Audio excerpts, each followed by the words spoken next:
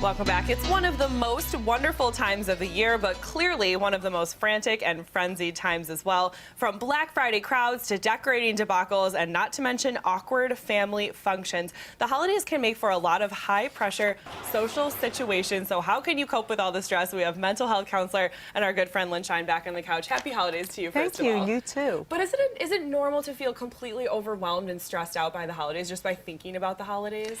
Unfortunately, it really is. I think that if you don't have in mind that you need to set healthy boundaries, then people get overwhelmed by it. And what are some of the things that cause the most stress during the holidays? Is it the shopping? Is it the seeing your family? Is it the finances? All of the above? I think it's very much all of the above, and it depends on you individually. Some people, it's as simple as they miss somebody that used to be a part of the holidays with them, so that's stressful for them.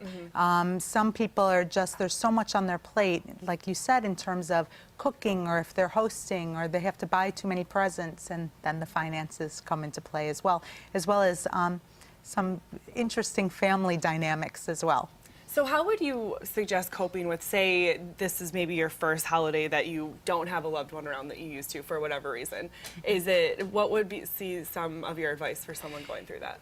In terms of that, I think that it's important to recognize that person that you miss, whether that's commemorating them in some way, whatever works for you, whether that's just sitting around with family and sharing memories, whether that's something religious in terms of going to a program, a service, whatever that might be to help commemorate, looking at pictures by yourself, just whatever that is. Would you suggest changing up a tradition or developing a new one, or honoring that person's memory by doing the same thing?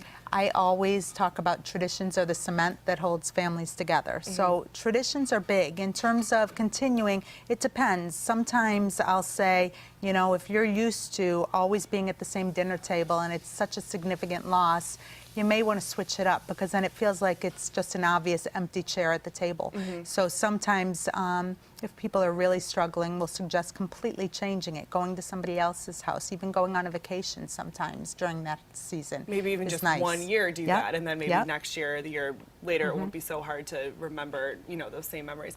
What about with the holidays, we have this feeling like everything has to be overblown and larger than life. What are your suggestions for simplifying things a little bit? Well, I think exactly you need to keep things in perspective in terms of what do you want before the holidays even get crazy, that you sit back and you say, what's important?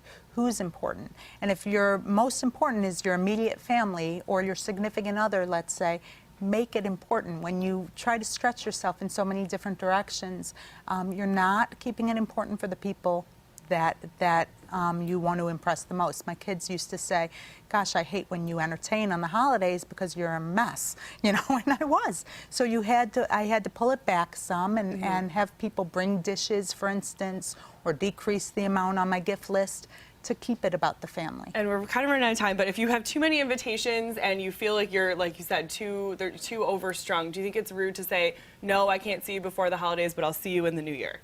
It's a day on the calendar, so you certainly can push it back into January and do that. That's a good game plan, I think. Okay, great advice, Lynn Shine. As always, thank you for being here today.